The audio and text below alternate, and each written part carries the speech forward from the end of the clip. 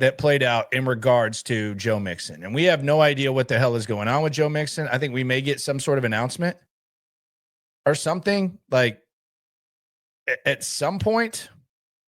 But we talked about Joe Mixon and what was going on. And I asked Caserio 3 questions. Was there a setback? How does he end up on NFI? And also, is he going to play this season? And listen to what Nick Caserio had to say about that, the back and forth on Joe Mixon. Back with Mixon, or did y'all anticipate it would be this bad? Yeah, I mean, with all the injured players, kind of take it one day at a time, and so whatever their timeline is, we kind of handle accordingly. I'd say the players that are on PUP or NFI, I mean, they're out 4 games or 4 weeks, so once we get through 4 weeks, we'll kind of evaluate at that time.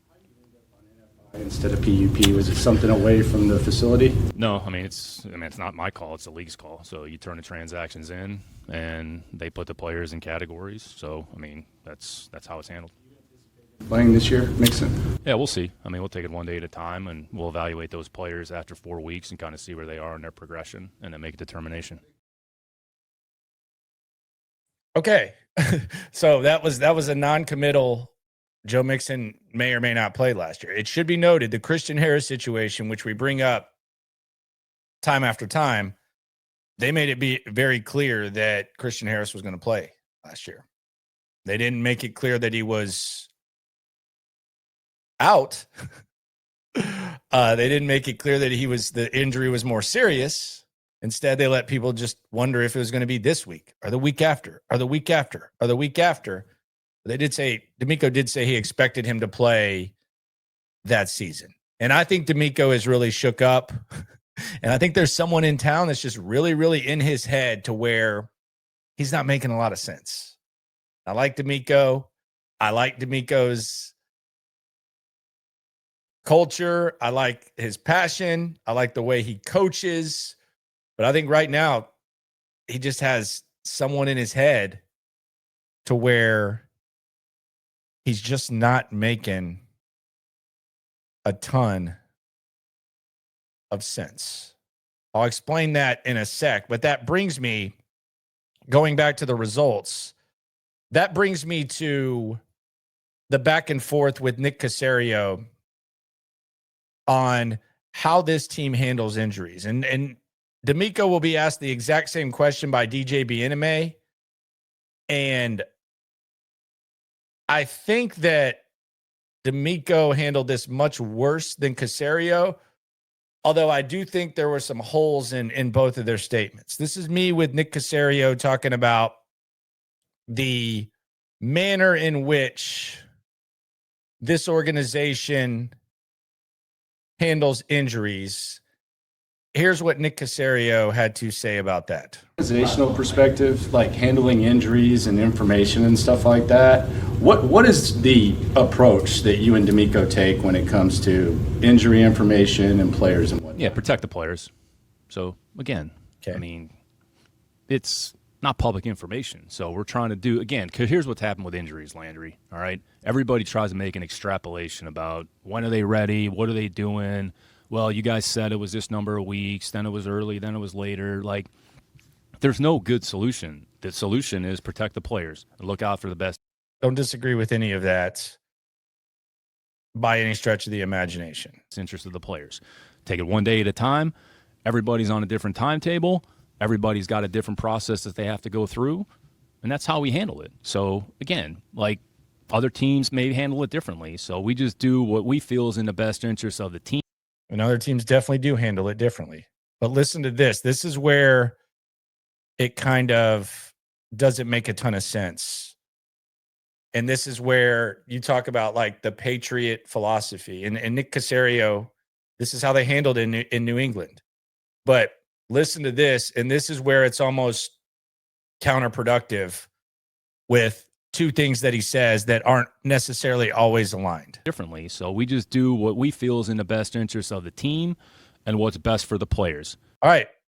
For the team and the players is not always aligned. You can make a case that it's better for the team to make other teams think that Mixon's going to come back at any moment. Might not be the best for Joe Mixon because people are assuming that, the people that he just mentioned and all the talk. And it's also counterproductive because these are the first guys who will say, well, we don't care about the outside noise, but they're basically saying the whole manner in which they function is a result of the outside noise. That's ass backwards. That's kind of counterproductive. The team wants to win games. And a lot of times it comes at the sake of players. We've seen players shot up at halftime. We've seen players play hurt. We've seen a lot of stuff. So in negotiations, you get the team point of view, you get the player point of view. So I don't question DeMeco's intent when he talks about protecting players, but the team and the players, their best interest is not always aligned. And that's where you remember when Bill O'Brien used to have press conferences and Bill Belichick used to have press conferences, and both of those guys tried to copy the Patriot Way. And they would say, we're going to do what's in the best interest, say it with me, of the capital T, capital E, capital A, capital M, the best interest of the team. Doesn't always align with the players. And DeMeco has said this. He was a former player, so he obviously has a pretty good lens. I just think sometimes, there's an extrapolation that tries to get made about every little detail and about what a player is going through. Look, players are dealing with a lot, and I would say in a lot of cases, it's very mentally fatiguing and taxing for that particular player.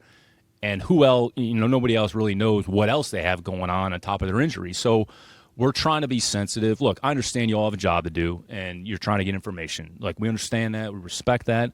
But we're also trying to look out for the best interest of the players, because that's what we feel our responsibility is to them. I'm not really an injury reporter. I'm more of like a voice of the fan, a broadcaster. I'm a radio guy. But I get what he's saying there. But I do think that if the player is going to be out for a long time, and you don't just come out and say this guy's going to be out for a long time, that it can be counterproductive for the player. I don't think Christian Harris was done any favors last year. I don't think the Christian Harris situation was handled in a way that benefited him the most. And that's where we talked about process over results. I think we said RIP to the process over results earlier today. I think you can also say hello to intent over result. And I'll explain that in a sec, but let's get the follow-up to Caserio about this, because I asked him about this scenario where a guy's going to be out longer, and he gave an answer. I get y'all's point of view, but if someone's going to be out for 2 months and you don't say anything, then doesn't the assumption kind of work the other way, where people think, well, he could be back next week, he could be back next week? Does that kind of put the player in a tough spot too? No, I mean, I'd say in the situations that we're in, I mean, the NFL, PUP are our guys. I mean, they're off 4 weeks, so let's see where we are after 4 weeks, and then we'll make a determination about the progress moving forward. That's fair, and that is the way that works. But I think the team and the player is not always aligned. I enjoyed that back and forth with Nick Caserio. I think Nick Caserio is pretty decent at answering questions. There is some word salad every once in a while, but that's his point of view. The whole point is to get the point of view and figure it out.